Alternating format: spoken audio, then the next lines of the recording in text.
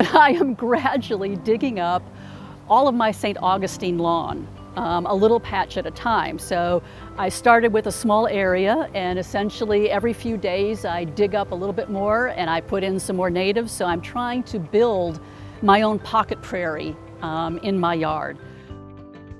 Lawn is one of the most resource-intensive parts of our landscape that exists due to the major amount of maintenance needed to water your lawn, mow your lawn, leaf blow your lawn, use pesticides and fertilizers.